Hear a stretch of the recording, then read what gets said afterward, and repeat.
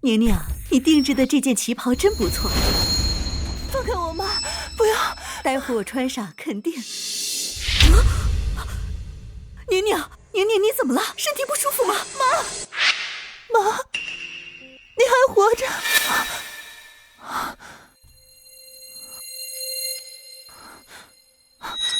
？3月15日，我竟然重生回到了傅老爷子70大寿那天。上辈子，老公的爷爷傅正海70大寿，在家大宴宾客，我母亲也受邀赴宴，却没想到，老公为了升职，撮合我母亲和他上司赵总相亲。宁，救我！妈！我母亲呼救挣扎，我拼了命撞开房门，只看到昏死在沙发上的妈妈。我梁淑芬却说，都是我母亲不识好歹，命不好。老公为了大事化小，逼迫我签谅解书，我死活不肯，坚决要报警。争执着，我眼前一黑，醒来发现自己竟然重生了。宁，你老天爷既然让我重生，我一定要感谢我跟妈妈惨死的命运。宁，出什么事儿了？妈，外婆心脏病发作，被紧急送医，你现在立刻去医院照顾她，一刻都不能耽误。宁，你外婆怎么会突然发病啊？妈，我现在没时间跟你解释太多，但你必须相信我，你快去医院照顾外婆，今天绝对不能来参加寿宴，千万不要回傅家，一定不能来。好，妈都听你的，妈现在就去，你要照顾好自己。老天既然给了我一次重来的机会，我不光要护住我妈的命，更要让那群害死我们的畜生付出血的代价。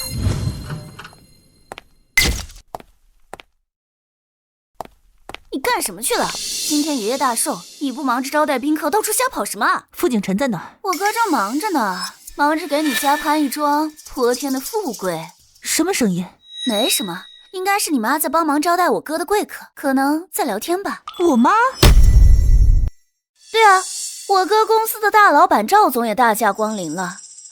你妈不是守寡多年吗？我们好心撮合你妈跟赵总，他俩正在相亲呢。不可能，我不是刚把我妈送走吗？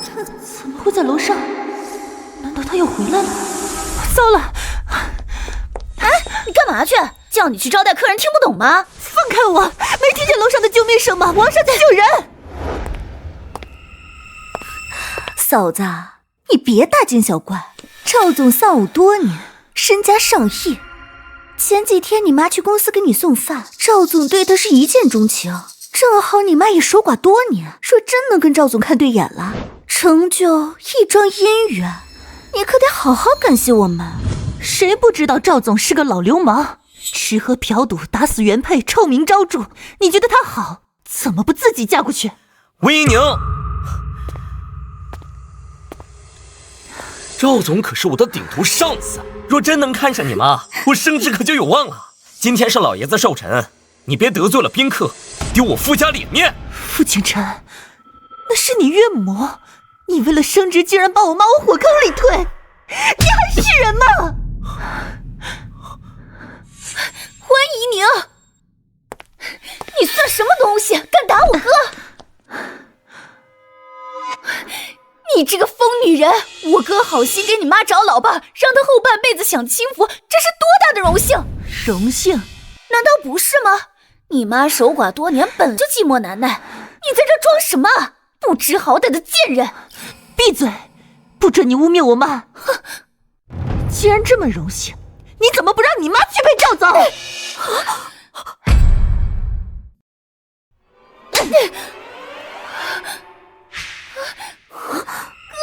他又打我！你快滚吧，这个疯女人！给瑶瑶道歉！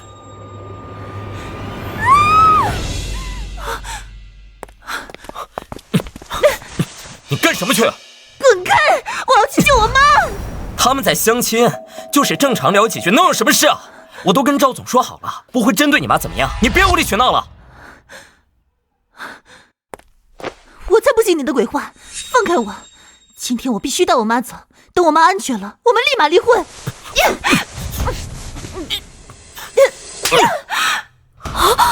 离婚？你敢跟我提离婚？对，离婚。温姨娘，能嫁进富家是你8辈子修来的福分，离婚了，你可就是二手货了。你敢跟我提离婚？离，必须离！这个丧门星早该滚出我们傅家了。哥，跟他离了，马上娶小小姐。小小姐温柔贤惠，哪点不比他强？瑶瑶，别这么说，嫂子只是太担心而已，一时急糊涂了。景晨，你别生气，嫂子不是故意的。小小姐，你就是太善良了，别替她说好话了。你对我哥一心一意，比这个心狠手辣的贱女人强10000倍。那我就祝你们天长地久。但今天我必须带我妈走。你要是非得拦我，那就拼个鱼死网破。温姨娘，就算要离婚，也得等老爷子寿辰办完。今天谁也不能破坏老爷子贺寿的心情，更不能得罪我傅家的贵客。我劝你识趣点，别逼我。傅景晨，我也再说一遍，今天我必须带我妈走。你要是再拦我，我就报警了。景晨，你跟嫂子好好说，今天爷爷大寿，满屋子的宾客，要是闹得警察来了，到时候得罪了赵总，既影响你升职，又丢傅家的脸面，多不值当啊！就是，还是小小姐明事理，处处替我哥着想。哪像这个疯女人，眼里只有她那个寡妇妈，根本不顾我哥的前途和傅家的脸面。呸！小家精丧门星。小小说的对，赵总是公司大老板，他看上咱妈是天大的好事。我不过是顺手牵个线，要是真成了，我就能升职总经理了。你也跟着沾光，你妈后半辈子吃香喝辣，天天享福。就是，你妈一把年纪了，被赵总这样的钻石王老五看上，偷着乐还来不及呢。乖，听话，别给老公惹麻烦。滚！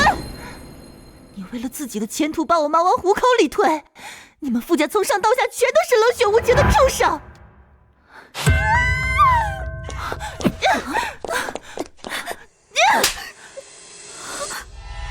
温姨娘，你找死！你敢打小小？小小，你怎么样？我没事，你别怪嫂子。都别过来！今天谁敢拦我，别怪我刀子不长眼！不能让他坏了景晨的好事。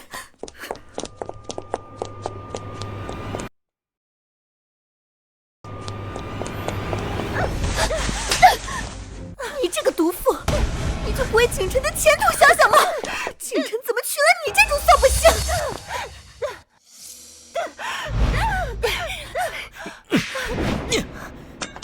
贱人，看我今天怎么收拾你！丧门星，你搅得傅家鸡犬不宁，今天就让你知道我的厉害！你哥要升职加薪，凭什么牺牲我妈去讨好赵总？要去献殷勤，让你妈去啊！什么叫牺牲你妈？明明是你妈穿的花枝招展，故意去赵总面前卖弄风骚，勾引赵总。你妈身上那件旗袍是你给她精心准备的吧？旗袍的确是我准备的，但我妈不是还没来得及换上吗？温姨娘，我最后警告你，你若执意闹下去，别怪我不顾夫妻情义。识相的就乖乖闭嘴，不然有你好果子吃。我妈并没有穿那件旗袍，所以到底是哪里出错了？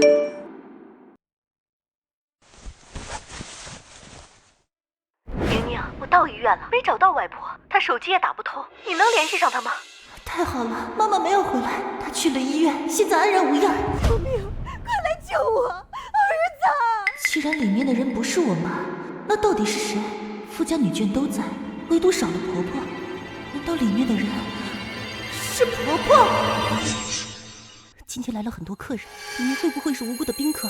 赵总心狠手辣，万一出事就糟了。不行，我不能让无辜的宾客受到牵连，这是做人的底线。傅景晨，你现在立刻进去阻止赵总，里面的人不是我妈，很有可能是来参加寿宴的无辜宾客。一旦有客人在傅家出事，你和傅家都要承担责任，到时候你追悔莫及。你就是想骗景晨进去打扰赵总相亲，你以为我们会相信你的鬼话？再说了，赵总就是和你妈相亲聊聊天而已，你大惊小怪做什么？就是，到时候你妈嫁给赵总，你也跟着沾光，变成富二代了。等赵总成了我岳父，公司总经理的位置就是我的囊中之物，到时候傅家也能更上一层楼，简直百利而无一害呀！无耻！温姨娘，你别不识好歹，等赵总当了你继父，你荣华富贵享用不尽时，可要念着老子的好。咦，怎么没声了？景晨，看来你岳母被赵总哄得服服帖帖了，这就对了嘛。识相的才有好日子过。你妈肯定是被赵总的魅力折服了，这会儿没准两人生米已经煮成熟饭了。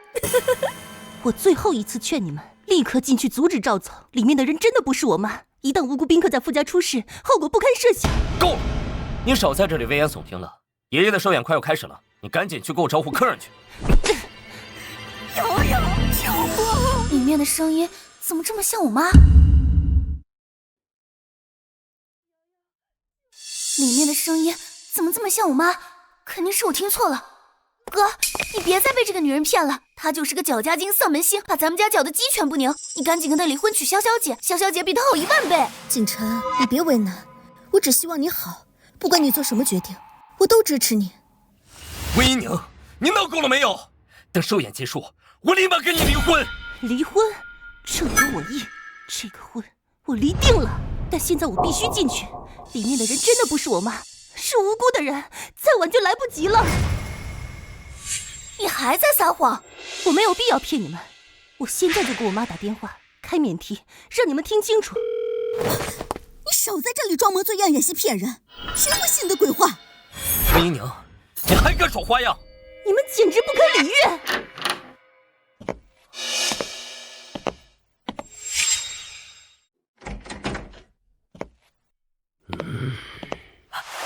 赵总，傅景晨，你怎么办事的？你不是说你岳母很乐意吗？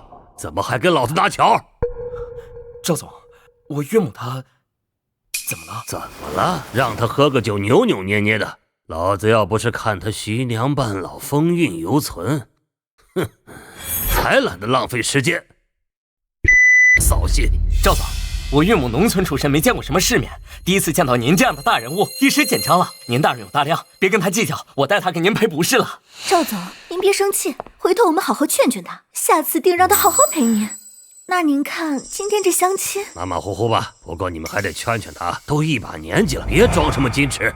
老子喜欢更主动点的，不然你这升职加薪可就没指望了。是，赵总，您慢走。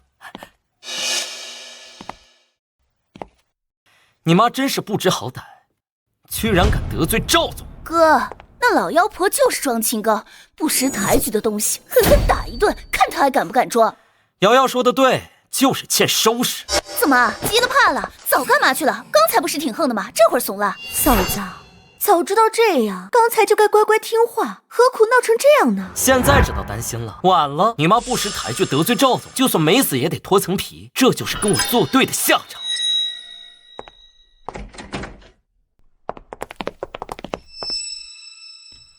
这身上的旗袍好眼熟，这不是我给我妈准备的吗？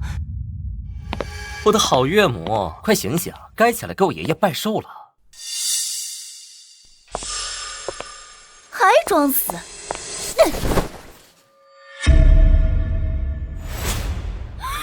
妈！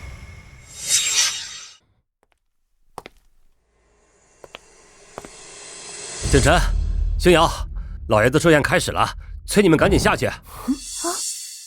知道了。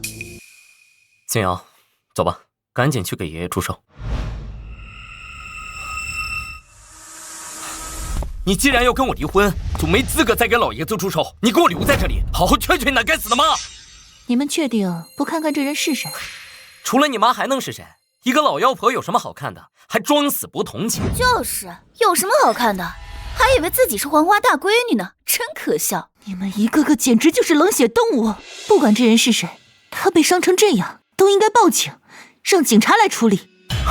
温一宁，你找死！谁让你报警的？警察同志，温一宁，我警告你，今天的事，你若是敢报警，敢把事情闹大，我让你们母女俩都没好下场。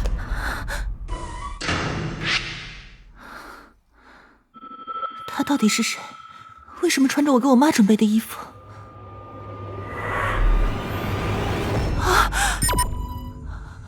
婆婆！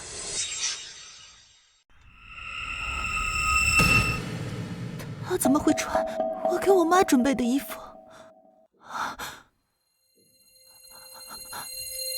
还有一口气，必须尽快抢救。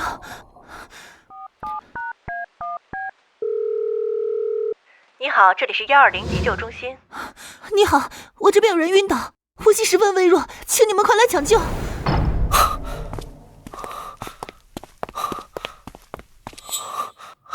爸，我妈呢？我哪知道？问你外婆去。景晨、金瑶，你们忙什么去了？一上午都不见你们俩。外婆，我妈去哪里了？哦，你妈啊，刚才你舅舅舅妈拌嘴吵了几句，你舅妈生气走了，你妈应该追去劝她了吧？那我打电话问问。妈没带手机，你怎么打？舅舅，你给我舅妈打电话问问，就说寿宴开始了，让他们快点回来。打什么打？一点小事就生气走人，惯着他。我今儿要是先给他打电话，我就不是男人。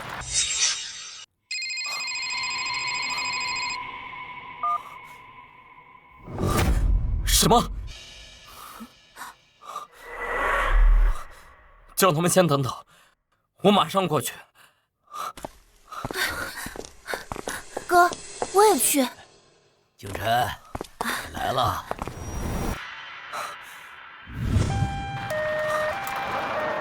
哥，这救护车肯定也是温一宁叫来的，他真是没完没了了，又是报警又是叫救护车。温一宁这个贱人，他存心要搅乱老爷子的寿宴，存心让傅家丢人。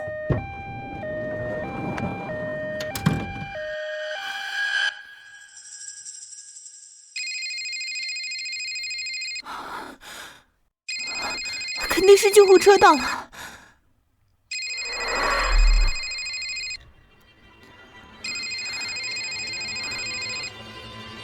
这畜生打电话做什么？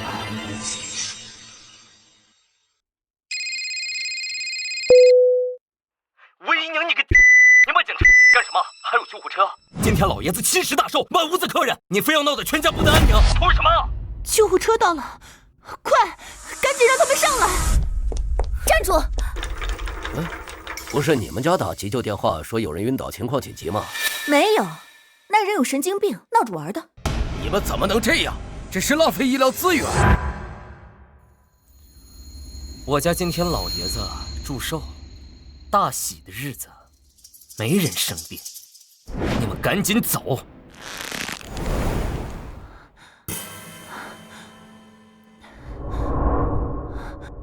傅景晨，晕死过去的人是你妈，你赶紧让医生上来，否则你妈就没命了。你总不想让老爷子的寿辰变成你妈的死期吧？温一宁，你还在撒谎！我外婆都说了，我妈跟我舅妈在一起，你是不是得失神疯了？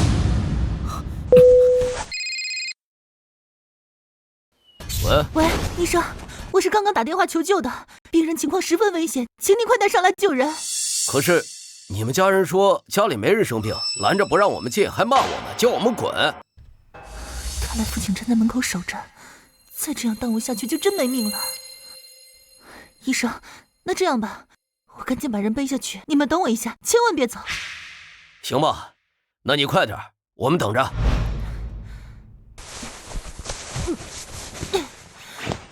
傅景晨，等你知道昏死的人是你妈，看你还怎么嚣张！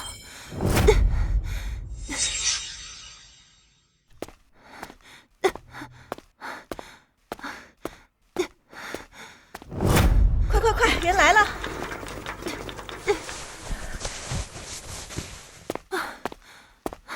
医生，你们赶紧抢救！这衣不蔽体的，赶紧盖上。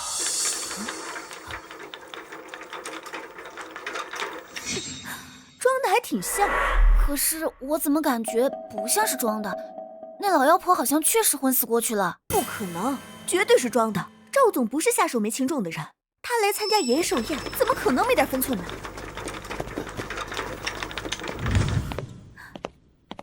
傅景晨，你还愣着干什么？还不赶紧上救护车去医院！我去医院做什么？那是你妈，不是我妈。何况我们很快就要离婚了，你妈的死活跟我没关系。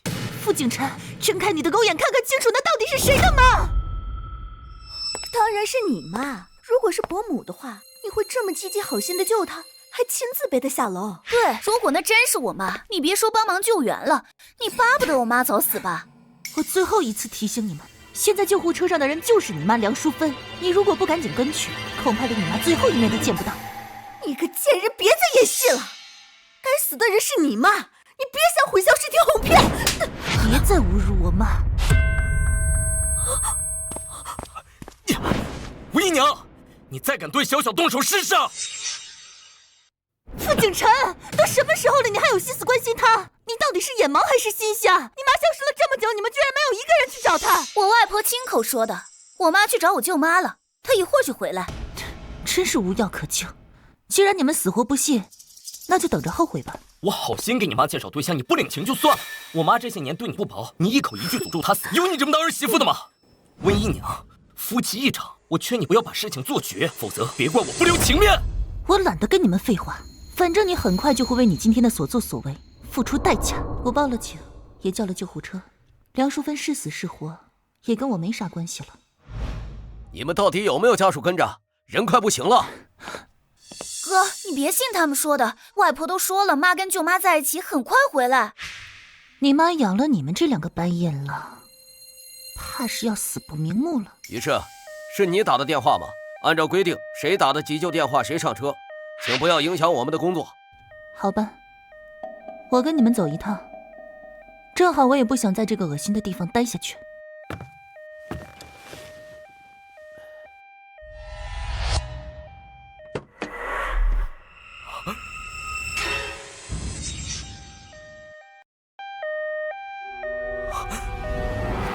妈，哥，你怎么了？那个人手腕上有只绿色镯子，像是妈的手镯。哥，你忘了之前温一宁的妈过50岁生日时，温一宁也给她买了个绿镯子。哼，肯定是那老妖婆看到伯母的祖母绿手镯，心里嫉妒，就让她女儿买个高仿的假镯子戴着，满足她的虚荣心。就是，货真价实的祖母绿手镯，哪是他们乡下人买得起的？你妈养了你们这两个白眼狼，怕是要死不瞑目了。会不会真弄错了？赵总欺负的人真是我妈？景晨，你怎么了？你不会相信那贱人的话了吧？哥，你想想，如果真的是咱妈，温一宁会这么好心，又是报警，又是叫救护车，还亲自背下楼，现在还陪着去医院。你说的对，她只有对自己亲妈才这么重视在意，对咱妈一向假惺惺。是啊，你看他连你的工作前途都不在乎，又怎么会在乎伯母的安危？不过，就算那是他妈，万一真出事了，也很麻烦。以他的脾气性格，如果他妈救不回来，他绝对会再次报警，把这事儿闹大。哼，对，到时候赵总也脱不了干系，会被警察带走。赵总若是出事，那你的前程可就完了。哥，我们去医院看看吧，万一那老妖婆真死了，我们要第一时间压住这件事，不能让温一宁报警闹大了。好，我们赶紧过去。如果真出了事，得让温一宁签谅解书，不能追究赵总责任，否则会牵连我升职加薪。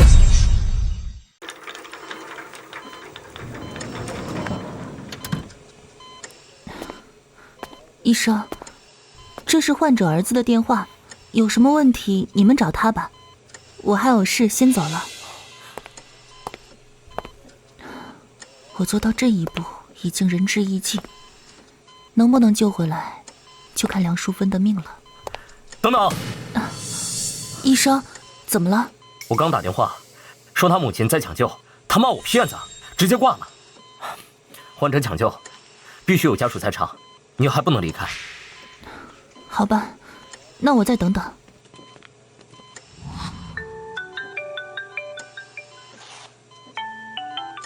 宁宁，我终于联系上你外婆了，她没发病啊，正跟老姐妹在公园打太极呢。你为什么说外婆突发疾病送医院了？妈，外婆没事就好。宁宁，你从哪里得到消息说外婆病发入院？妈，这件事说来话长，我在电话里解释不清。你既然找到外婆了，那就陪着外婆不要走开。记住，你千万不要去傅家，我有事会给你打电话的。宁宁，你是不是出什么事了？你千万不要瞒着妈。妈，我好好的，没事儿，你别多想，等我消息就行。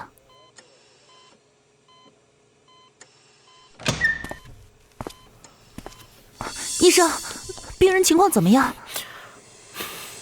抱歉，我们尽力了，病人窒息，错过了最佳抢救时机，请节哀。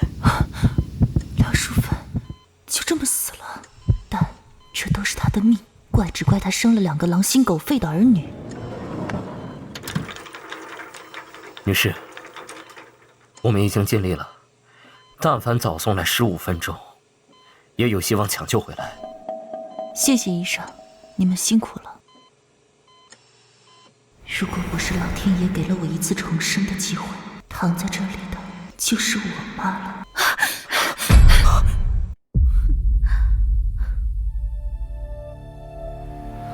傅景晨，你来干什么？当然是来给你妈那个老妖婆送终。畜生！贱人，你凭什么动手打人？住手！这里是医院，你们家人去世了，你们不伤心哀悼，还有心思吵吵闹闹，到底还有没有人性？你说什么？人死了？如你所愿，你妈确实死了，你们来的正好，赶上给她送终。可惜连最后一面都没见到。你胡说什么？死的明明是你妈！你是伤心过度，神经错乱了吧？死的人到底是谁？你掀开看看不就知道了。人真死了？怎么会呢？赵总不过是跟他相亲吃顿饭而已。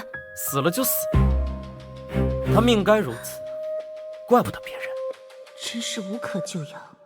到现在，他们还以为受害者是我妈。傅景晨，我早就说过，你会后悔的。他原本还有一口气，若是及时送医抢救，或许还有生还的可能。但你们非要拦着救护车，耽误了宝贵的救援时间，才酿成惨剧。他是被你们兄妹还有那个绿茶婊一起合伙害死的。你放屁！明明是你妈自己命不好，怎么能怪我们？我们好心给她介绍相亲，有错吗？到底是谁的妈命不好？你们掀开白布看一眼不就知道了？怎么，你不敢了？你害怕了？行，我有什么不敢的？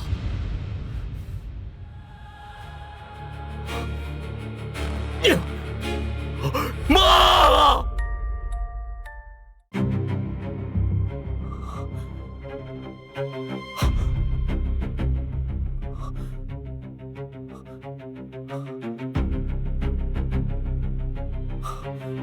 喂，爸。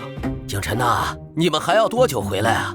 赵总找你喝酒，谈谈你升职加薪的事儿，你赶紧回来。叫他快点儿，我可没那么好的耐性。真的？赵总同意我升职了？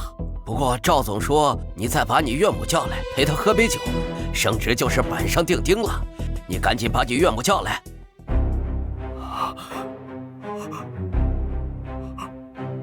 手机给我，我跟他说。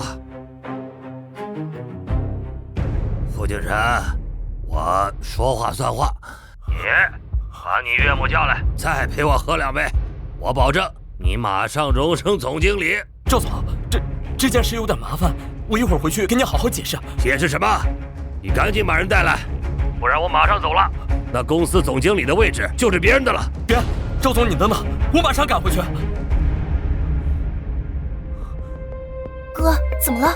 赵总说什么？赵总还有那老妖婆作陪，可他人都死了。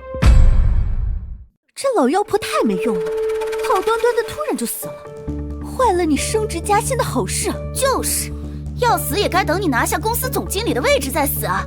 你们简直比魔鬼还可怕！我现在赶着回去招待赵总，没空跟你纠缠。等老爷子寿宴结束，我才来好好收拾你。你确定不看躺着的那人是谁？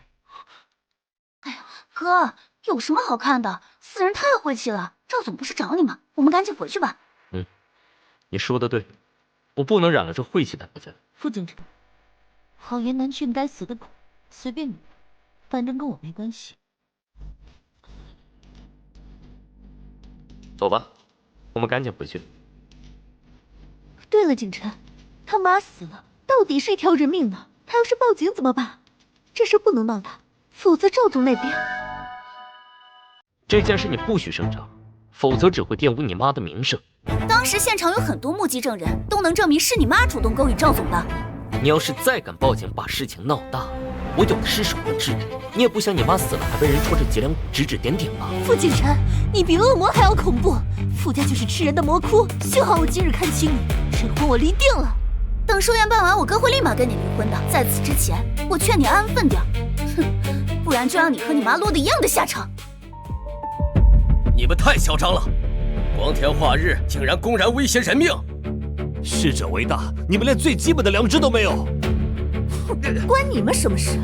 连个人都救不活，没告你们用意害人就不错了。你，我知道你没了妈，成了孤儿，肯定伤心，但这也怪不得我们，谁让你妈福薄，享不了有钱人的福。死了正好跟他爸团聚，也算享福。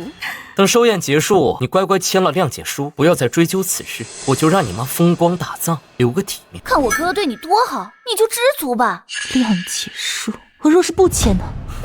不签，想讹我？敢不签，就把你妈尸体扔江里喂鱼，让她死无葬身之地。好啊，我等着，等最后你们发现死的是自己亲妈，怕是要苦短肝肠，恨不得以死谢罪吧。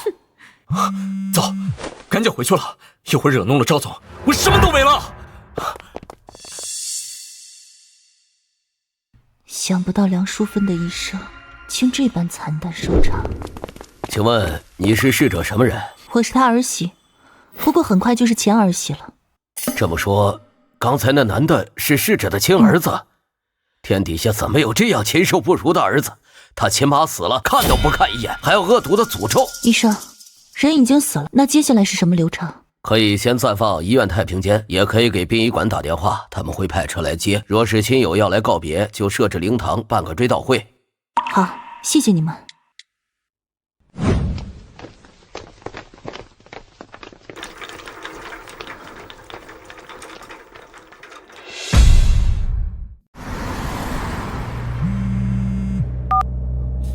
温一宁，你又想干什么？傅景琛，殡仪馆把你妈的遗体运走了，你最好通知下你家里的亲朋好友，让他们尽快到殡仪馆见你妈最后一面。你有病吧？死的是你妈，又不是我妈，还想让我家里人过去吊唁？你在前几都死绝了。这个贱人还不死心！今天是爷爷70大寿，多么喜庆的日子，他非要你去殡仪馆那种晦气阴森的地方。我只是出于人道主义通知你，信不信是你的事儿。一条人命被你们活生生害死了，这是谋杀，警察一定会追责的。温一宁，你要是敢报警，我弄死你，让你一家3口去阴曹地府团聚。景琛，如果他再报警怎么办？这事儿一闹大，赵总肯定要被抓进去，那你也前途尽毁了。是啊，哥，不能让他报警，我们要赶紧去殡仪馆阻止他。可是赵总还等着我，再不回去，他若是生气走人，肯定又是赵总在催了。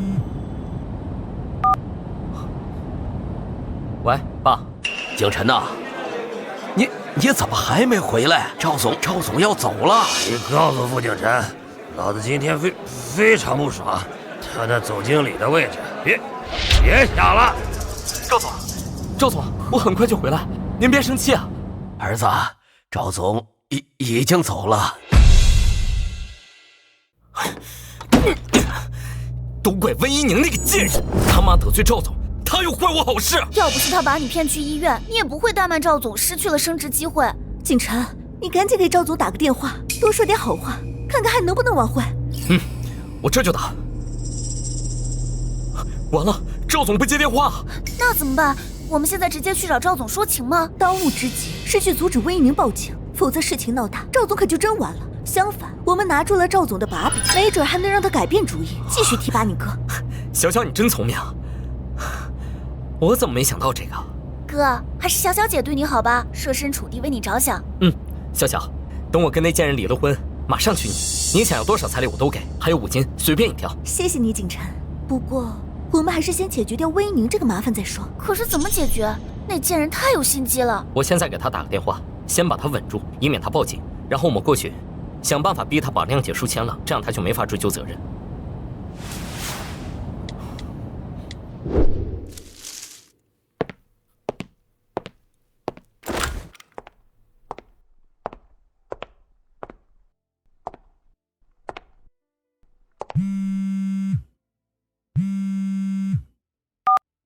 傅景琛那个混蛋，不是说不来吗？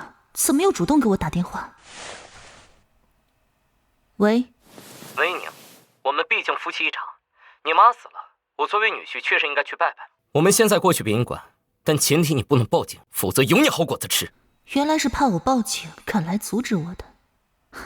傅景琛，你悔恨痛哭的时刻就要到了。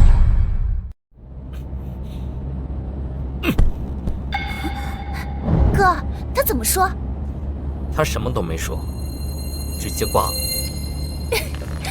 亲妈都死了，估计是太伤心了，真是可怜啊。那是他咎由自取，要不是他，我也不会得罪赵总，失去晋升机会。对，这笔账我们一定要算。他想骗我们去殡仪馆，8成是要逼着我们给他妈磕头道歉。哼，我们偏不，我们不但不让他如愿，还要搅得他妈在黄泉路上不得安宁。小小姐，你是不是有主意了？对付温一宁这个贱人，我倒是有个办法。傅景琛，只要你们敢来，就会留下板上钉钉的证据。这怎么回事？是家属来了吗？你们是什么人？来干什么？这里是灵堂，请庄重点。打我！我报警了。老二，别跟女人一般见识。我们收了钱只做分内事，不要节外生枝。我的好嫂子，节哀顺变。从今以后，你就孤家寡人一个了。你现在是不是很后悔跟我哥提离婚啊？他后悔也没用了，你们母女俩毁了景琛的前途，景琛这辈子都不会再多看你一眼。等你们离了婚，景琛马上就会娶我，他还说要给我88万彩礼呢。那恭喜你们，我说过，天长地久，你们最好永远锁死。你骂谁呢？别以为你死了骂我就不敢打你。小小姐，别跟个可怜虫一般见识。傅景琛，你来都来了，确定不去看看那躺着的到底是谁？怎么，你还想说躺在那里的是我吗？没错，躺在那里的人就是梁淑芬。事到如今，你看一眼就真相大白了。他这么肯定，难不成躺在这里的人真是我妈？怎么，你害怕了？你个大男人连去看一眼的勇气都没有。景琛，你别信他的鬼话，他就是想骗你过去掀开白布，看看他妈惨死的样子，好博取你的同情，让你给他妈道歉赔罪。就是，没准他等会儿还要狮子大开口，跟我们索要巨额赔偿。你们真是无可救药。温姨娘，你费尽心思把我们骗来殡仪馆，不就是想逼我们给你妈道歉吗？我告诉你，没门儿！你更别想要任何赔偿。你们母女毁了我的前途，简直是老子的克星！老子没一把火烧了这灵堂，就已经是仁至义尽了。你自己没本事，就会甩锅怪别人。为了前途，把自己的亲妈送上领导的床，真是丢人。温姨娘，我警告你，要是我失去这次晋升机会，我让你们一家3口去阴曹地府相聚。哥，你跟他扯这么多做什么？赶紧叫他把谅解书签了，不能让他再继续追究这事儿。对，景琛，赶紧让他签谅解书，我们好离开这儿。这鬼地方阴森晦气，我一刻也不想待。温姨娘，看在我们夫妻一场份上，你出言不逊我就不计较了，但你必须签下谅解书，保证不再闹事，也不能追究任何人的责任。谅解书？对，谅解书。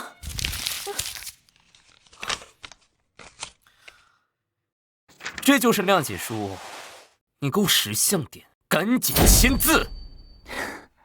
这谅解书要签也是你们签，我可没资格。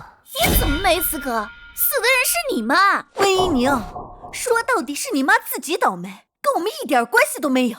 你别想怪到我们头上。温姨娘，爷爷其实寿宴被你搅得一团糟，赵总那么尊贵的客人也被你妈得罪了。我没找你算账就够仁慈了，赶紧签！温姨娘，你要是敢动手，我马上报警，让警察来看看这事到底该怎么处理。傅先生，徐小姐，这我们还要继续蹦？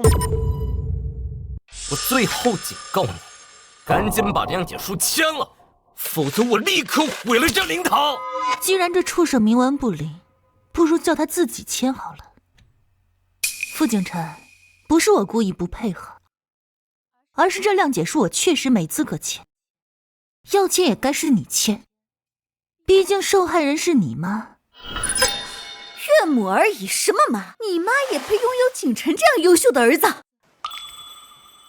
我妈幸亏没有这种禽兽不如的儿子。哥，看来他是打定主意不配合了。温姨娘，你真是给脸不要脸！景晨，他说的也对，你签就你签，反正你俩现在还没离婚，你还是那老妖婆的女婿，你作为家属也可以签这谅解书。也行，反正是我岳母，我签就我签，只要签了这谅解书，就没人能追究责任。你确定不签？你想签就签，不用征求我的意见。好，我签，我签了就代表你放弃追究责任的权利，你不许再拿这件事去要挟任何人，也不许报警。小小，笔。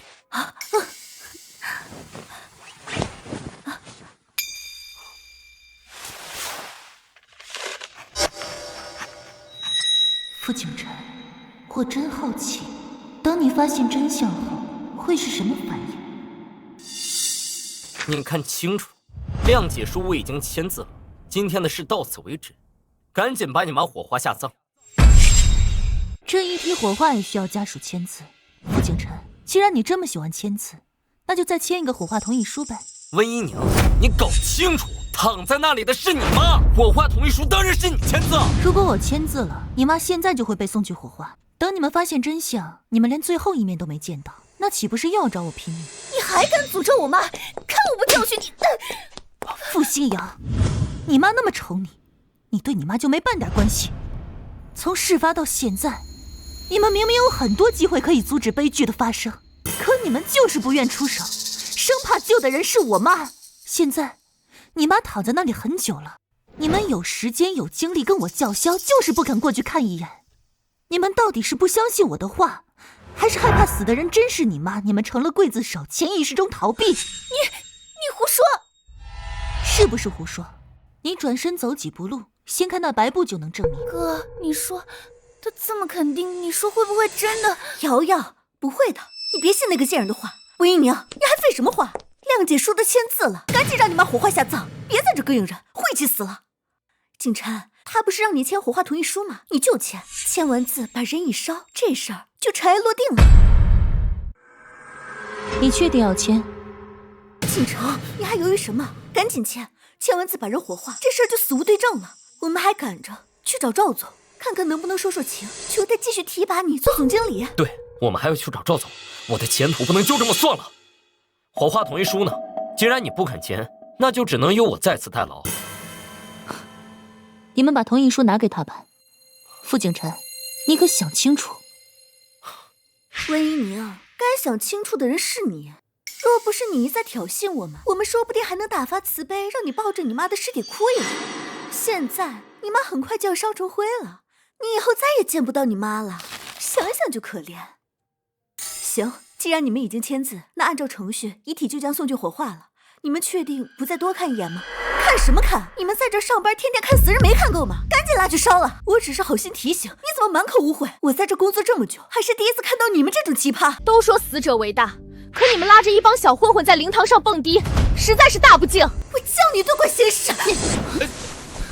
温姨娘，你滚开！小心我连你一块儿打！反正谅解书签了，你再也威胁不了我们了。宁宁，出什么事儿了？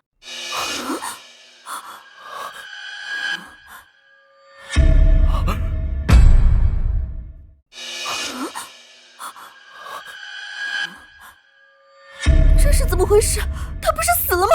尸体还在那躺着。哥，我是不是眼花了？他怎么还活着？他没死，他还活着。那死的人是……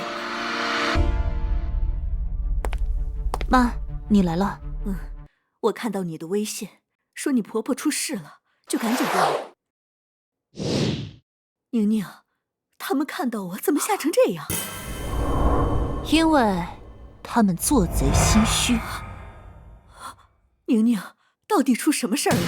为什么你婆婆好端端的会突然去世？还有这些小混混是怎么回事？谁弄来的？在灵堂上蹦迪，太过分了！梁淑芬是被自己儿女害死的，至于这些蹦迪的小混混，也是傅景晨他们请来的。什么？傅景晨自己请人来这蹦迪的？他疯了吗？或许吧。滚！还不给我滚！你有病啊！是你请我们来的，滚！再不滚，我弄死你们！走。傅景晨，你的报应开始了。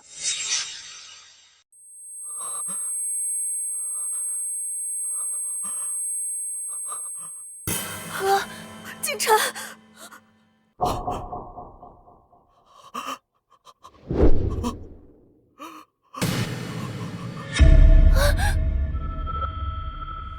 妈，怎么是你啊？你醒醒，醒醒啊！妈，为什么是你呀，妈？妈，你醒醒，妈，你快起来！怎么会这样？怎么是我妈？我居然害死了我妈！景晨，这到底是怎么回事？我明明从门缝里看到，在里面陪赵总的就是魏一宁的妈，怎么会变成伯母？景晨，你问我，我问谁啊？是你口口声声说你亲眼看见陪着赵总的人就是魏一宁的吗？可为什么现在死的是我妈？景晨，这都是你害的，是你害死了我妈！我不是的，景晨，你相信我，我不是故意的，我也不知道是怎么回事，我真的看见是魏一宁的妈在。事实摆在眼前，你还想推卸责任？不是的，景晨，你听我说，这里面肯定有阴谋，肯定是魏一宁那个贱人害死伯母的，肯定是魏一宁搞的鬼。魏一宁如果要害死我妈，为什么又好心救我妈？就是你，是你一直跟我们保证说里面的人是他吗？我们才没信魏一宁的话。瑶瑶，怎么你也不相信我？从小到大，伯母对我那么好，在我心里，她跟我妈的地位差不多，我孝敬她都来不及，怎么可能故意害她？真是狗咬狗，一嘴毛。傅景晨，你现在总该相信我的话了。被赵总欺负的人一直都是你妈，我一直想救你妈，是你们非要拦住我不让我救。我们也是被误导的，都怪徐小小那个贱人。我跟我哥几次都要相信他的话了，准备去救了，都被你拉回来。徐小小，都怪你，你要对我妈的死负主要责任。不是的，瑶瑶，我真的不知道房间里的人是伯母，否则我肯定第一个冲进去救。景晨，你相信我，我真不是故意的，我那么爱你，我怎么可能故意陷害伯母？贱人，你害死我妈，我这辈子都不会再原谅你。傅景晨，你作为梁淑芬的亲儿子，自己不关心亲妈死活，还好意思怪别人？徐小小固然有错，但罪魁祸首就是你和傅星瑶。妈，你醒醒，我不要你死，你快醒醒，你一定是在跟我们开玩笑。妈，傅景晨，前世你害我母女惨死，这一世你总算自掘坟墓，害人害己。景晨，瑶瑶，你们看，这件紫色旗袍，这不是魏一宁给他妈准备的衣服吗？怎么会穿在伯母身上？魏一宁，我就说是你故意害伯母的，是不是你骗他穿上这件紫色旗袍，故意误导赵总，误导我们的？你可真会推卸责任。景晨，瑶瑶，就是他才是害死伯母的罪魁祸首。哥，这件紫色旗袍确实是温一宁给他妈准备的。温一宁，你简直蛇蝎心肠！我妈平日待你不薄，你至于恨她入骨，要她去死吗？温一宁，夫妻一场，我没想到你居然如此心狠手辣。就算你对我不满，你冲着我来就行了，为什么要害死我妈？傅景晨，你摇一下头，看看两边的猪耳朵会不会扇到脸。你跟你妹都是猪脑子吗？徐小小说什么你们就信什么。之前他说被赵总欺负的人是我妈，不是你妈，你们深信不疑，结果害死了你妈。我那是被误导的。现在真相大白，你们终于知道死的人是你妈了，可你们又听他煽风点火，把矛头对准我。别忘了，我是唯一一个从头到尾都在努力营救你母亲的人。哼，你要是个男人，现在真应该跪在我面前给我磕头。既然你无辜，那你说说，为什么你给你妈准备的衣服会穿在我妈身上？我也纳闷呢，为什么我给我妈准备的衣服却被你妈偷穿了？要不你追去黄泉路上问问你妈。韦一宁，你找死！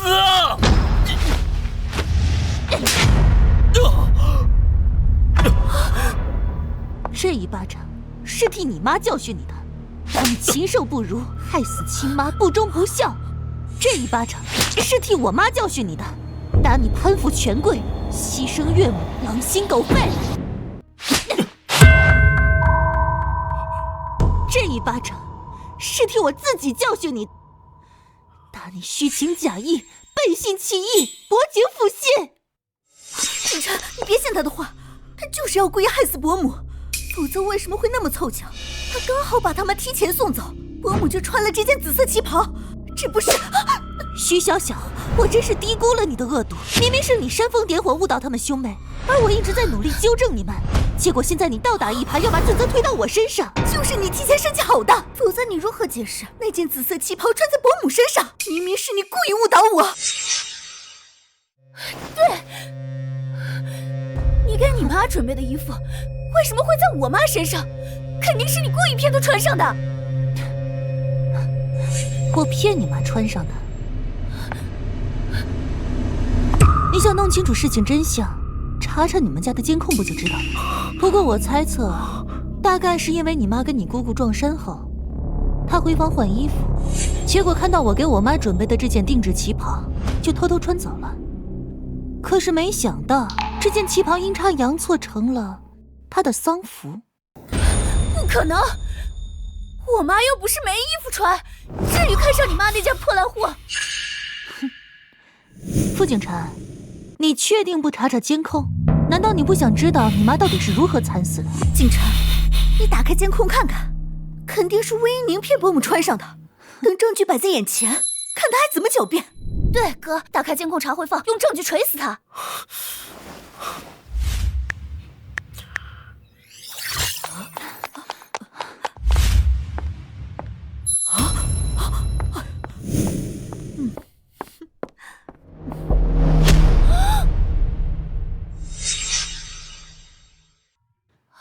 看，果然跟我猜测的一模一样，就是你妈偷穿的。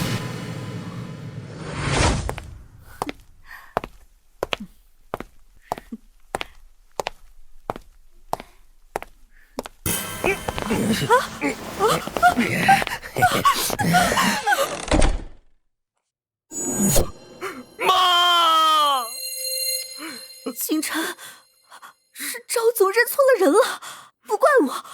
我当时看到被赵总搂抱的女人穿着紫色旗袍，我就以为是魏一宁的妈。刚才不是说要拿证据锤死我吗？现在好了，倒把你妈锤死了。她要是不偷穿那件紫色旗袍，也不会丢了小命。不可能，我妈有的是大牌衣服，才不稀罕你给你妈准备的破烂货。你妈衣服是挺多，可你妈是学人精，你不知道吗？你在胡说什么？宁宁没有胡说，你妈就是学人精，她嫉妒我气质好、衣品好，成天模仿我，不光学我的穿衣打扮，甚至连发型都要跟我做同款。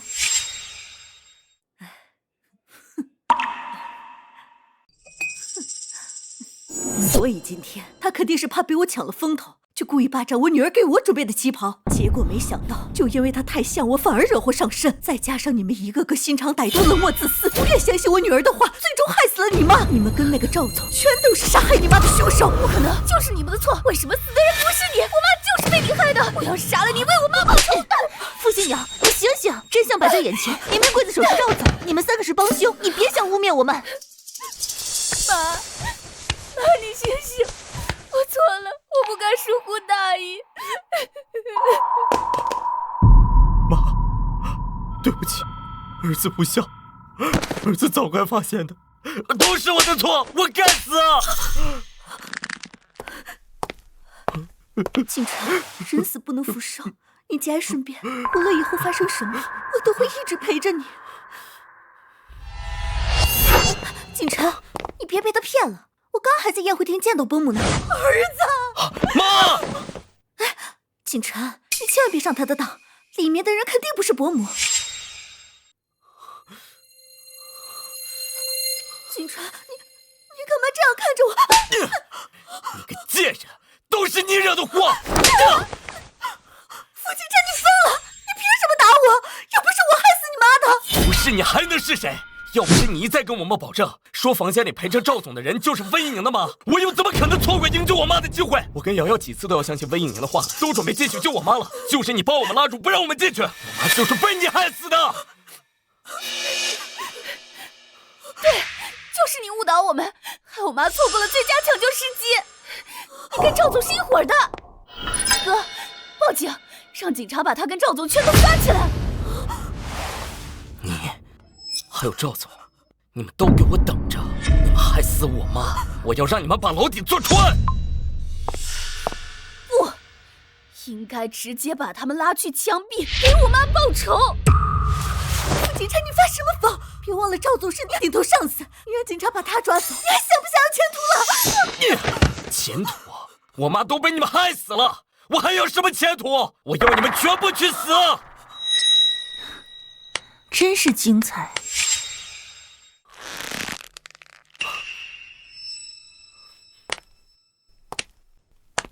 傅景晨，徐小小可是你的青梅竹马，你不是很快就要跟我离婚，准备娶她吗？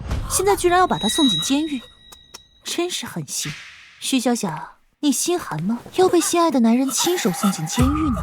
宁宁，既然认清这畜生的真面目，那就赶紧离，妈支持你。他们都这样对我了，这婚必须离。温一宁，你别幸灾乐祸，我一定会让所有伤害我妈的人付出沉重代价。你别忘了，刚才你可是亲手签了谅解书，当众表示不会追究赵总的责任，多讽刺！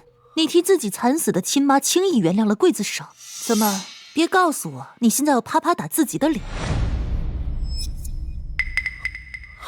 傅景晨，你干什么？拿来吧你！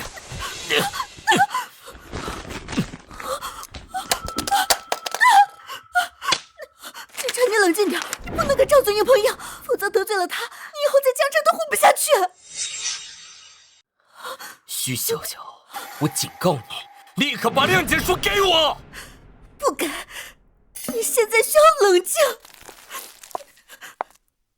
徐小小，你这么拼命的维护赵总，该不会是赵总的姘头吧？你俩合起伙来坑害我哥？胡说，我没有，我对你哥一心一意。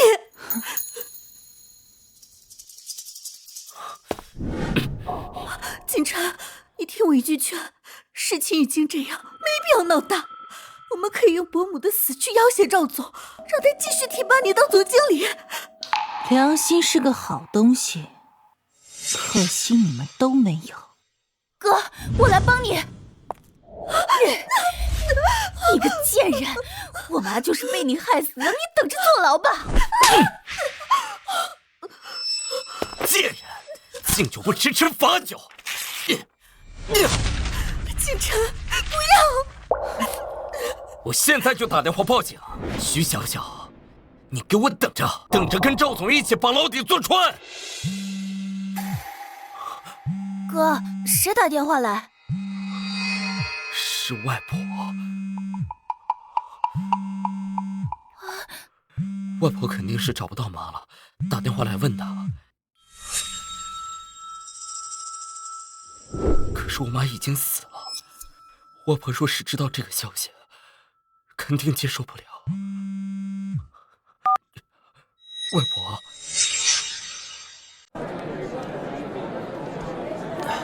景晨，你跟瑶瑶去哪儿了？怎么酒席都要结束了还没回来？而且你妈也不见了，打了你舅妈的电话，她说没看到你妈，真是奇怪。景晨，你怎么了？你快说话呀！外婆，我妈她死了，现在人在殡仪馆。什么？谁死了？你在胡说什么？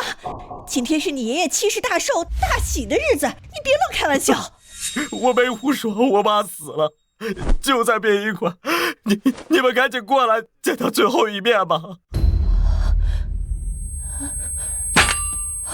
妈，你怎么了？景晨说了什么？谁死了呀？快去殡仪馆！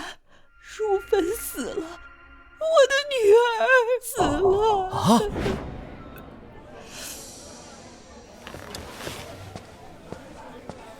你老婆都死了，你还什么都不知道，就会喝！谁死了？淑芬？她不是在家吗？没良心的东西，连自己老婆都认错。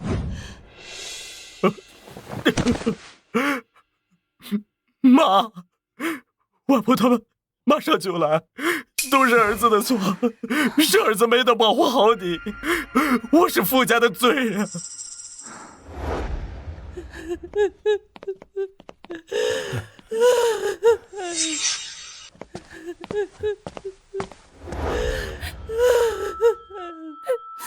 外婆，我妈死了。外婆，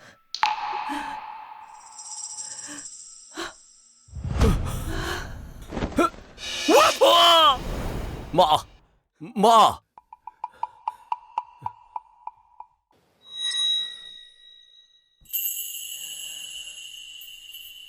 淑芬，我的淑芬啊！淑芬，你醒醒，这到底是怎么回事啊？好端端的，为什么突然人就没了呀？姐，怎么会这样？怎么会死得不明不白？淑芬，这到底是怎么回事？淑芬，你怎么了？好端端的，你为什么就走了？这到底是怎么回事？是谁害死我老婆的？这就要问问你的宝贝儿子了。明明是你破坏了我的计划，害死了我妈，我是受害者。是你的宝贝儿子亲手把自己的妈送上了赵总的床，结果被赵总一不小心给捂死了。什么？陪赵总的人不是刘美兰吗？原来你们家所有人都知道这件事，你们合起伙来算计我妈。这都不是重点，重点是既然弄错了人，为什么不中途阻止？我想尽办法阻止了，可你的宝贝儿子跟女儿都不肯相信我，一口咬定陪着赵总的人就是我妈。赵总离开后，他们明明都进了那间房，亲眼看见人躺在地上昏死过去，都不肯救一把。我要报警，哼，还被傅景晨摔了手机。你们刚才你们这里有人打电话报警，话没说完就挂了，听起来像是遇到了危险，我们过来看看。不可能吧？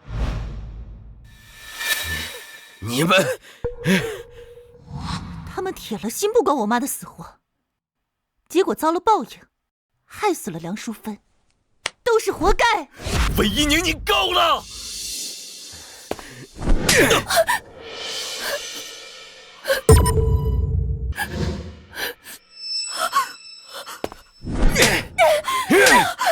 畜生！你们全都是猪狗不如的畜生！可是这也不能全怪我们，我们给你打过电话，问妈在不在宴席现场，是你说妈在招待客人的，我们是被你误导了。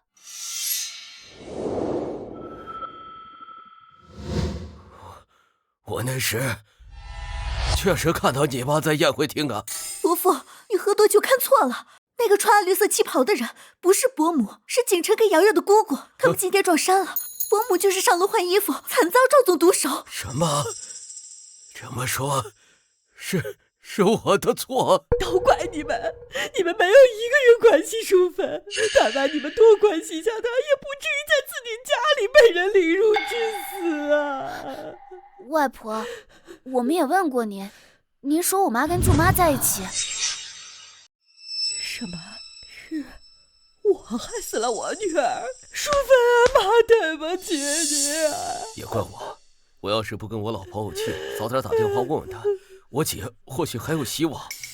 原本梁淑芬的命还有一线希望，可是什么？既然有希望，为什么不救我女儿？傅景晨他们下楼去吃席了，我一看昏死的人是梁淑芬，马上打了急救电话，医护人员很快赶来，可是又被傅景晨他们拦在门外。他们依然以为昏死过去的人是我妈，还觉得我妈是故意装死，就为了扰乱老爷子的寿宴，为了膈应全家。我一再强调是他妈性命垂危，让他们赶紧放医护进来抢救，可他们就是不听，我只好自己背着梁淑芬下楼交给医护。梁淑芬酒精过敏，又被枕头捂到窒息，如此一耽搁，等送到医院已经来不及了。你个畜生！就算前面我误导你了，救护车都来了，你去看一眼能怎么样？你个不孝子，我打死你！爸，这事不能全怪我哥，我跟我哥几次都要相信温怡宁的话了，是徐小小，是徐小小一再阻拦我们，非说被赵总欺负的人不是我妈，说温怡宁是故意骗我们才会一时疏忽。事到如今，你还推卸责任？他说什么你都信？他让你去死你就死吗？爸，你怎么能帮着外人说话？事到如今，说这些都没用了，还是赶紧报警，让警察来处理这事，为死者讨回公道吧。对，报警，必须把那个王八蛋抓起来，让所有欺负我女儿的人都付出代价。一旦报警，我肯定也会被抓走的。不行，不能报警。赵总有权有势，我们斗不过他的，得罪了他，只会被他疯狂报复。你算什么东西？我傅家的事轮不到你一个外人插嘴。我看你是怕警察来了，你也被抓走吧？警察来了，你们兄妹俩也别想逃脱。你们跟赵总是一伙的，从一开始就打算牺牲温怡宁的妈，你们也是帮凶。只不过人算不如天算，你们想害别人，结果害死了自己的妈。报应都是报应。幸好你要跟他离婚，我看他跟那个赵总一样，都是畜生。是啊，幸好要离婚了。前世我的遭遇比徐小小还惨，重来一回，我总算扭转了命运。警察吗？我要报案，我老婆被人害死了。住手！肆意殴打他人是违法的。看来傅景琛是把所有的怒气跟悔恨都报复在徐小小身上了。是啊，他太歹毒了，简直下死手。警察同志，把他抓起来，他是杀人凶手，他害死了他亲妈。警察同志，你们弄错了，是要把那个女人抓走，她害死了我老婆。还有赵总，赵光明，他是杀害我妈的直接凶手。还有他，温怡宁，若不是他，我妈也不会死。傅星瑶，你是不是神经错乱了？你妈的死跟我有半毛钱关系吗？到底谁是凶手，谁是受害者？警察同志，就是他。要不是你把你妈送走，我妈就不会死。而且你明明有机会救我妈，就是你故意耽误了我妈的死，你必须负责。喂，瑶瑶没说错，就算他们不听你的话，你也可以来找我们去阻止赵总。可是你没有，你耽误了时机，也要负责任。傅大山，你简直黑白不分，你们傅家没一个好东西。哎呦，谁让你一声不吭把我老婆送到殡仪馆的？要不是我们及时赶来，恐怕连最后一面都见不到。傅大山，刚才看你骂儿子女儿，我还以为你们傅家总算有一个清醒的，没想到你们家都是一丘之貉。我警告你，对我爸尊重点。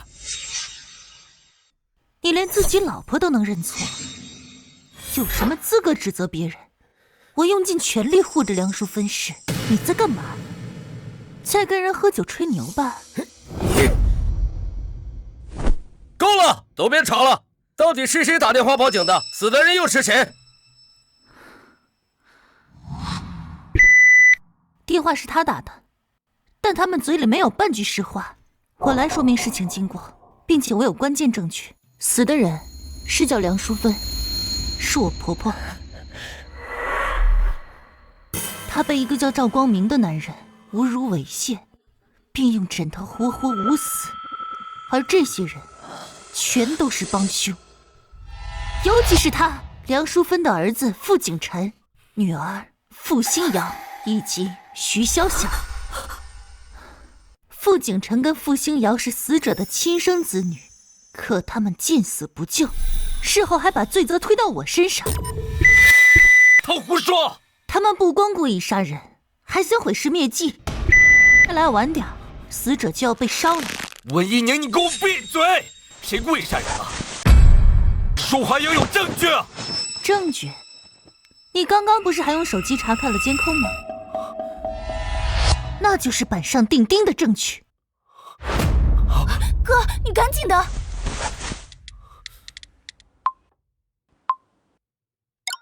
你干什么？蓄意毁坏证据也要负法律责任。现在证据没了，你还能拿我怎么办？就是他跟那个女人害死我妈的，我们这里所有人都能作证。对，他俩跟赵光明都是害死我妈的凶手。你们到底谁说的是真话？我看你们乱成一团，全都带回局里接受调查。等等，等等，我说的每句话全都属实，证据就在我手上。傅景琛，你以为你删除了你手机里的监控，那些事实就不存在了吗？你别忘了，家里的监控是我出资安装的，即便你能删除，我作为管理者也留有备份。哥，怎么办？这个贱人，他太有心机了。警察同志，死者是被一个叫赵光明的人凌辱致死，而傅家兄妹跟徐小小全都是帮凶。今天在医院抢救室外发生的事，医院走廊同样有监控。在医院抢救室还发生什么了？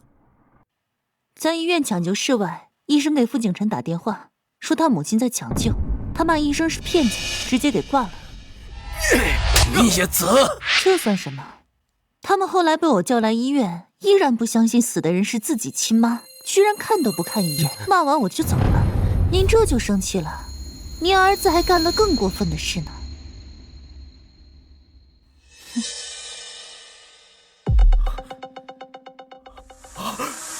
文一宁，你太坏了！证据没了，你别想再害我！警察同志，我能先拿回我的手机吗？傅景琛，你以为毁掉了摄像头，证据就能销毁了？刚才在这里发生的一切，早就同步到我的手机里了。各位，这是今天发生在灵堂上的事情。都说死者为大，可是傅景琛三人丧心病狂，在灵堂上蹦迪唱歌，侮辱死者。他们对自己犯下的恶行没有一点点反省跟悔恨，对生命没有最起码的尊重。这种草菅人命的行为，实在令人发指。傅景琛，你们太过分了！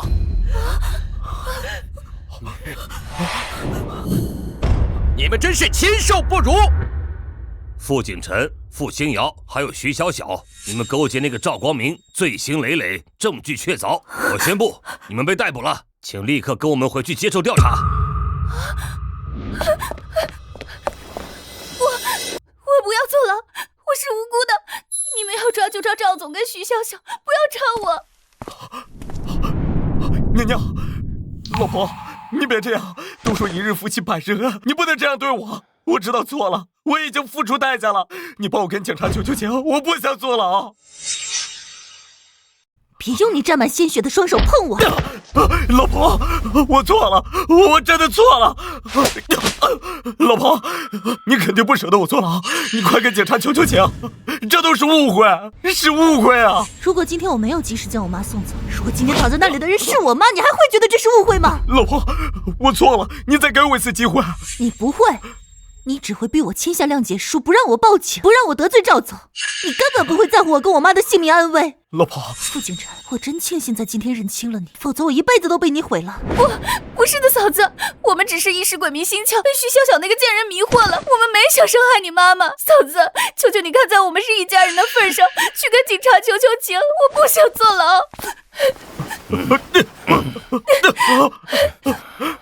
你们犯下滔天罪行，情理法理都难容，等着把牢底坐穿吧！嫂子，求求你！爸，救救我！警察同志，你们弄错了，是我报的警，我报警是想让你们抓那个徐小巧跟这个温一宁，不是让你们抓我儿子跟女儿啊！现在证据确凿，就是你儿子跟女儿犯的错，凭什么抓别人？你们应该好好感谢温小姐，被你们那样污蔑，人家还在想办法救你老婆。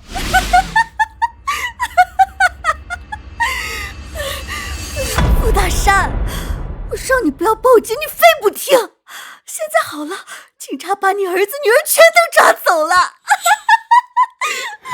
你们傅家完了，完了！儿子跟女儿引狼入室，害死亲妈，爸爸又报警抓了自己的亲儿子跟亲女儿。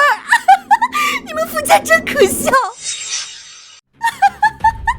徐小巧，你不要张口，你作为从犯，同样要面临法律制裁。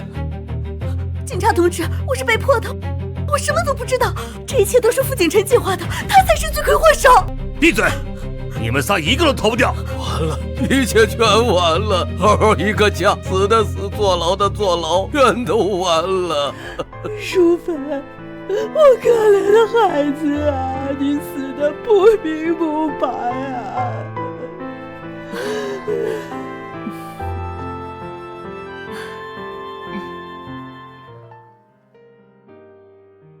宁宁，吃点水果。谢谢妈。折腾这么久，你跟傅景辰总算离婚了，跟傅家也彻底断绝了关系。我听说梁淑芬下葬后，梁家跟傅家也老死不相往来了。现在傅家就剩2个老头子，日子过得可惨了。那都是他们应得的。确实，一家子没一个好东西。幸亏你离婚了，不然你现在就是傅家的免费保姆。啊，妈，我去开门。打扰了，温小姐。张警官、李警官，你们好，快请进吧。警察同志，你们好，请坐。2位警官，请喝茶。谢谢，温小姐，我们今天来主要是跟你们通报一下案件进展，以及后续需要你们配合的事情。好。经过我们全方位的调查审理，案件已经水落石出，判决也已正式生效。主犯赵光明涉嫌故意杀人罪、强制猥亵罪、寻衅滋事罪等等，被判处无期徒刑。从犯傅景辰策划协助赵光明故意杀人，而且还存在包庇嫌疑人、故意毁坏证据以及侮辱尸体、污蔑诽谤等多项罪名，判处有期徒刑20年。20年？还有傅清瑶和徐小巧因教唆、包庇、寻衅滋事，还有帮助毁灭证据等罪行，分别判处有期徒刑8年和10年。他们总算为自己的行为付出了沉重代价，我也成功改写了自己与妈妈的命运。温小姐，这段时间多谢你们配合调查，后续若还有麻烦你们的地方，我们再联系。你有什么问题也可以随时找我。好，这段时间也辛苦你们了。2位警官请慢走。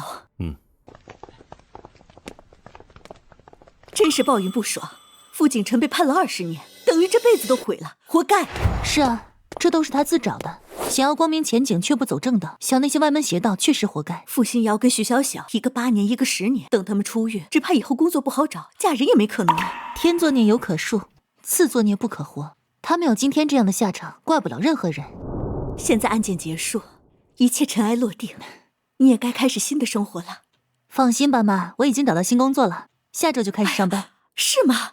太好了。姨娘，我车就在那边，我送你吧。不用了，我叫了网约车，就快到了。好吧，每次想送你都没机会。那你就把机会给其他人吧。我的车到了，拜拜。拜拜。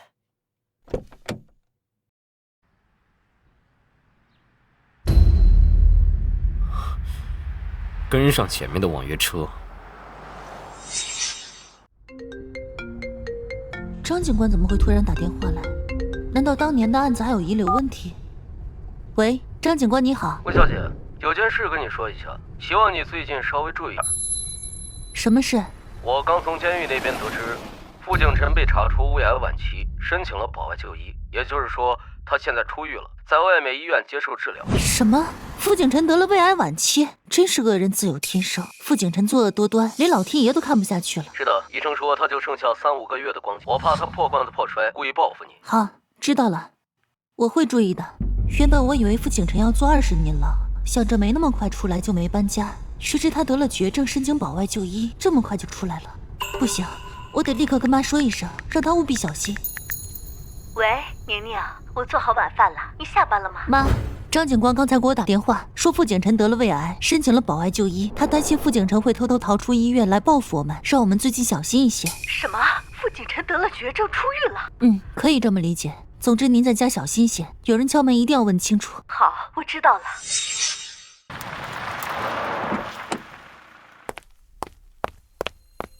傅景晨那个变态心狠手辣，他十有八九会来报复我。不行，明天就搬家，不能继续住在这里了。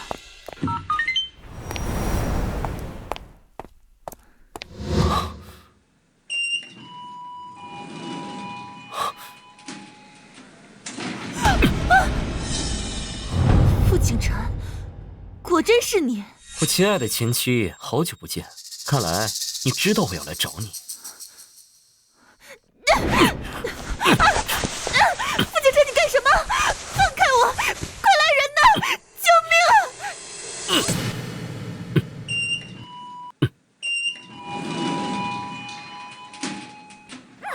啊！你再叫一句，我马上送你见阎王！我不对，但你有什么事我们可以去外面说。去外面？你是怕我伤害你妈？老子费了好大的功夫才逃出来，就是要杀了你们母女两个，跟老子去黄泉路上做个伴儿。他已经走火入魔，变态神经了，千万不能再刺激他，必须先慢慢安抚，再找机会逃生。傅警察，我听警察说了，你得了癌症，出来是治病的。你消息很灵通啊。其实现在医疗技术很先进，不少癌症都可以治好。你不要泄气，还是先配合治病要紧。看不出来你还挺关心我的，难不成你还爱着我？你下班时黏着你的男人是谁？你新交的男朋友？你跟踪我？是啊，我跟踪你2天了，看你日子过得这么开心快乐，我只能像只老鼠一样躲在阴暗里偷窥。你知道我的心情吗？走，我陪你回家，问候一下我的前岳母。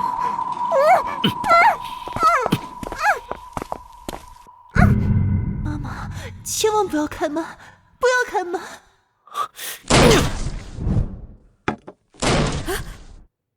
这是谁来？敲门这么粗鲁？难道是傅景晨那个畜生来了？哎呦！谁呀？妈，不要开门！宁宁，是你吗？找死！你再敢动一下，我直接杀了你！是傅景晨，那个畜生挟持了宁宁。傅景晨，是不是你？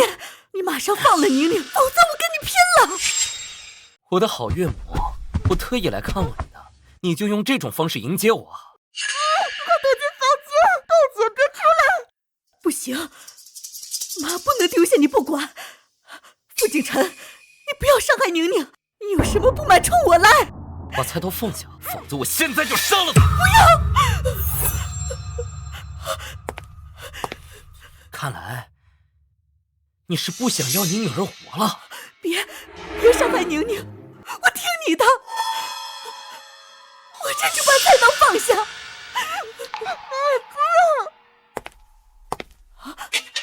武西多，你们什么时候报警的？傅景晨，你还在服刑期间，这种行为罪加一等。老子都得了绝症，没几天好活了，还怕罪加一等？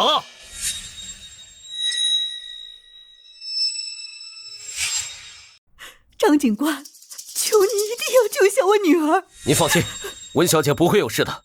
今天就是天王老子来了，也别想救下魏宁，老子死也要拉个垫背的。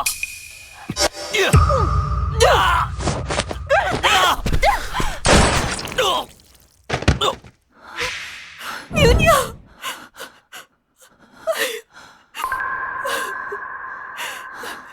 妈，我没事，一点皮外伤而已。幸亏张警官来得及时。不许动！温小姐，你怎么样？要不要叫救护车？不用，谢谢你，张警官，你来得太及时了。我给你打完电话不久，就听同事说傅景晨躲过看护，偷偷逃出医院了。是的，你给我打电话时，他已经在我公司那边等着了。对，我马上想到他肯定会来找你，为避免打草惊蛇，我没敢给你打电话，直接带了同事过来。幸好来得及时。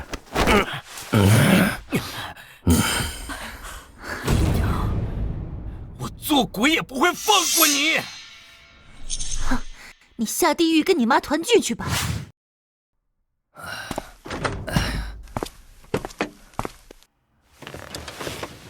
温小姐，东西都搬上车了，我们出发去你的新房子。好，谢谢师傅。妈，我们要住新家，开始新生活了。以后一切都会越来越好。喂，张警官。文小姐，我打电话是告诉你，傅敬晨因为中枪加速了病情恶化，于今天上午在医院去世。